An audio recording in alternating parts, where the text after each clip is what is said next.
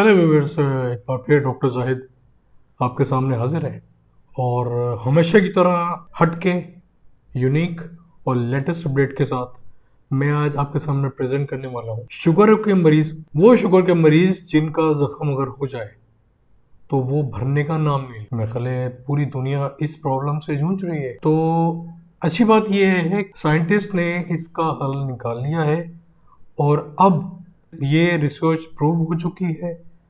जल्द ही आपको इसकी मेडिसिन मार्केट में अवेलेबल नजर आए। ये कारनामा डॉक्टर येस हाओ डू और उनकी टीम ने सर अंजाम दिया है। एक बहुत बड़ी अचीवमेंट है, एक बहुत बड़ा गोल था जो कि अचीव हुआ है, एक बहुत बड़ा टारगेट था जो अचीव हुआ, क्योंकि मिलियंस ऑफ पीपल, लाखों की तादाद में शुगर के मरीज इस प्रॉब्लम से जूझ रहे थे। बेसिकली अगर हम इस चीज को पॉइंट आउट करें कि शुगर के मरीज का जख्म क्यों नहीं भरता है, तो जवाब है आपके पास। तो मैं यहाँ पे थोड़ा सा टाइम लेके आपको समझाने की कोशिश करूंगा। नॉर्मली हमारा दिफाई निजाम या किसी भी इंसान का जख्म को भरने में मदद देता है। कोई कट लग जाए तो उस जख्म को भरने के लिए मैक्रोफेज, जिसको आम जबान में आप लोग जानते हैं कि व्हाइट सेल्स, ठीक है, WBC, उसका एक पार्ट है मैक्रोफेज। वो पूरी बॉडी में आपका मूव करता है, कहाँ भी कट लगा वो वहां जाएगा और वहां जाके वो वूंड हीलिंग, जख्म को भरता है। लेकिन शुगर के मरीज के लिए ये चीज थोड़ी सी डिफरेंट है। शुगर के मरीज में जख्म का भरने में रेजिस्टेंस कायम हो जाता है, अपोजिंग फोर्स, मतलब उसको कोई रोक रहा होता है वूंड हीलिंग से, जिसकी वजह से ये जो मैक्रोफेज है, ये जो WBC है, ये जो व्हाइट सेल है, ये हाइपर एक्टिव हो जाता है। मतलब अपना काम आपे से बाहर हो जाता है और अपना काम छोड़कर ये मजीद डैमेज शुरू कर देता है। मतलब जख्म भरने के जो उसका काम है वो छोड़ के वो आपे से बाहर हो जाता है और फिर वो उस जख्म को मजीद खराब करता है। तो ये एक रीज़न था जिसमें जख्म में स्वेलिंग होती है और टूट के असरात और ज़्यादा ख़राब हो जाते हैं, जिसकी वजह से वो जख्म ऑन टाइम भर नहीं पाता है। यही सोच के बहुत टाइम से पूरी दुनिया के अंदर रिसर्च साइंटिस्ट इसकी मेडिसिन इजाद करने के चक्कर में लगे हुए, वो अल्टीमेटली डॉक्टर डू इस प्रॉब्लम को सॉल्यूशन निकालने में कामयाब हो चुके हैं। अब उन्होंने किया क्या है एक WBC मैंने आपको बता दिया, व्हाइट सेल्स जो कि आपे से बाहर हो गए, उन्होंने वूंड हीलिंग को खराब कर दिया। दूसरा, रिएक्टिव ऑक्सीजन स्पीशीज जो कि आपकी बॉडी में सिग्नलिंग का काम करती है। आपकी बॉडी में सेल टू सेल जो अंडरस्टैंडिंग होती है एक खलिए से दूसरे खलिए तक, मतलब इसको आम जबान में ये समझ लें कि एक तरह से ट्रांसफॉर्मेशन है, एक तरह से अंडरस्टैंडिंग है। इस अंडरस्टैंडिंग से आपकी बॉडी चल रही होती है। ये अंडरस्टैंडिंग या तो खराब हो जाए या वही WBC की तरह, व्हाइट सेल्स की तरह, ये भी अपने आपे से बाहर होके वहां टूट की भरमार कर दे। तो साइंटिस्ट ने आपके जेनेटिक लेवल के ऊपर, मतलब DNA क्या है थोड़ा समझा दूं आपको इस जगह। DNA हमारी बॉडी का एक सेल का उठाए तो ये DNA आपको DNA और RNA की फॉर्म के अंदर एक तरह से बिल्डिंग ब्लॉक, ईंट, किसी दीवार की ईंट होती है ये एक तरह से ईंट है। साइंटिस्ट ने इस एक ईंट को यूज करते हुए, क्योंकि ये खलिया है आपकी बॉडी का, आपकी बॉडी की दीवार का एक हिस्सा है, आपकी बॉडी की दीवार का एक ईंट है, बिल्डिंग ब्लॉक है, एक ईंट है, उसको यूज करते हुए, RNA को यूज करते हुए, चिकनाई या चर्बी, इसको हम लिपिड कहते हैं, उसको आप आम जबान में आपको समझाने के लिए मैं इस किस्म की टर्मिनोलॉजी यूज कर रहा हूँ, वरना आम जबान में इसका नाम RNA lipid loaded nano particles है। अब ये नैनो पार्टिकल्स मैं आपको थोड़ा सा फ्लैशबैक में ले जाऊँ, यही रोकता हूँ, यहीं से शुरू करूँगा कि मैंने आपको इतनी ज़बरदस्त लेटेस्ट रिसर्च जो कि मेरे चैनल पे 2 मरतबा उसको मैंने अपलोड किए कि नैनो ड्रोन्स, छोटे पार्टिकल्स, टाइनी पार्टिकल्स के थ्रू साइंटिस्ट ने कैंसर का इलाज किया है।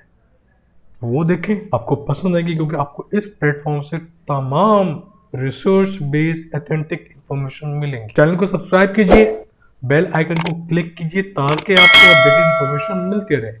अब होता तो ये हो रहा है कि चैनल को लोग सब्सक्राइब कर रहे हैं लेकिन बेल आइकन को क्लिक नहीं कर पा रहे, क्योंकि उनको अपडेट मिलती रहे। Back to the topic, nano particles. तो साइंटिस्ट ने बिल्डिंग ब्लॉक RNA को यूज करते हुए, लिपिड के, चर्बी के, ऑयल बेस्ड, उसको यूज करते हुए नैनो पार्टिकल इंटरल्यूकिन 4 साइटोकाइंस, ये एक हमारी बॉडी का दिफाई निज़ाम का एक हिस्सा है, उसको यूज़ किया। मेडिकल टर्मिनोलॉजी में कम यूज़ कर रहा हूँ क्योंकि मेरी जो ऑडियंस है, जो व्यूअर्स हैं, वो नॉर्मली नॉन मेडिकल लोग हैं, मरीज़ हैं, पेशेंट्स हैं, तो मैं उनको समझाने की कोशिश कर रहा हूँ। डॉक्टर हजरात या जिनका ताल्लुक मेडिकल फील्ड से, वो अच्छी तरह इन टर्मिनोलॉजी को, इन वर्ड्स को समझते हैं। तो डॉक्टर डू और उनकी टीम ने नैनो पार्टिकल्स, इंटरल्यूकिन 4, साइटोकाइन्स को यूज करते हुए आरएनए के ऊपर लॉन्च करते हुए यूज किया। अब जो मैक्रोफेज, जिनको मैं पहले बता चुका हूं कि व्हाइट सेल्स जो कि शुगर के मरीज की बॉडी के अंदर मजीद टूट फूट कर रहे थे और वो बजाय वुंड हीलिंग करे, वो तबाही मचा दी थी उन्होंने। इसकी वजह से वुंड हील नहीं हो पा रहा था।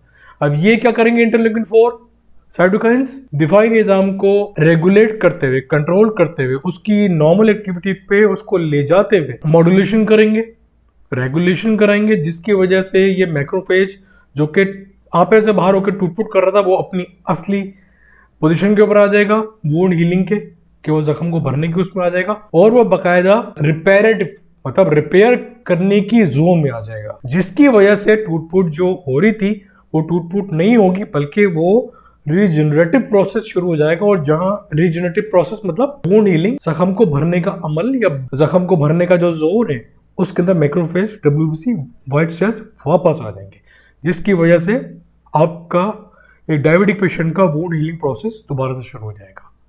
उम्मीद है आप समझ रहे होंगे इस हद तक। अब वही रिएक्टिव ऑक्सीजन स्पेशीज, जिसको मैंने कहा कि सिग्नलिंग का काम करते हैं आपकी बॉडी के अंदर, एक जगह से दूसरी जगह सिग्नल भेजना हो, इसी सिग्नलिंग के वे के अंदर आपकी बॉडी पूरी काम करती है। तो मैक्रोफेज के साथ साथ ये रिएक्टिव ऑक्सीजन स्पेशीज का भी जो अमल दखल था वो सिस्टम में डीरेंज्ड हो गया, मतलब खराब हो गया। तो ये interleukin 4 cytokines with RNA loaded lipid के साथ मिलकर रिएक्टिव ऑक्सीजन स्पेशीज की जो खराबी है उसको भी रेक्टिफाई करके नॉर्मल जोन में रहेगी, और ये सिलसिला नॉर्मल वे के अंदर दोबारा। ये बेसिक चीज थी आपको समझाने की, ये होता है। उसके बाद डायबिटिक पेशेंट का जो वुंड हीलिंग प्रोसेस है वो नॉर्मल हो जाएगा, और बहुत स्पीडी वे के अंदर। अब इस दवा से ना के डायबिटिक पेशेंट का जख्म जल्दी ठीक होगा, बल्कि बहुत फास्टर वे में जल्दी ठीक होगा। और ये एक तरह से इनकलाबी रेवोल्यूशनलाइज्ड मेडिसिन है, बेंचमार्क था जिसको अचीव किया डॉक्टर डू और उसकी टीम। तो मेरा खराज तहसीन, बस अल्फाज नहीं है, एज ए डॉक्टर मैं बहुत खुश हूँ कि बहुत बड़ी अचीवमेंट हमें मिली है। मैं कॉन्ग्रेचुलेट करता हूँ डॉक्टर डू की टीम और यूनिवर्सिटी ऑफ इकान के मेडिकल डिपार्टमेंट जिसके अंदर डॉक्टर डू और उनकी टीम काम कर रहे हैं। तो ये एक छोटी सी इन्फॉर्मेशन थी। उम्मीद है कि आपको मैंने आसान ज़बान में समझाने की कोशिश की और आपको समझ भी आई। तो वीडियो अगर पसंद आई तो काइंडली लाइक कीजिए, चैनल को सब्सक्राइब कीजिए, बेल आइकन को क्लिक करना नहीं भूलें। तो मिलते हैं अगली वीडियो में। थैंक यू वेरी मच, बने रहिए।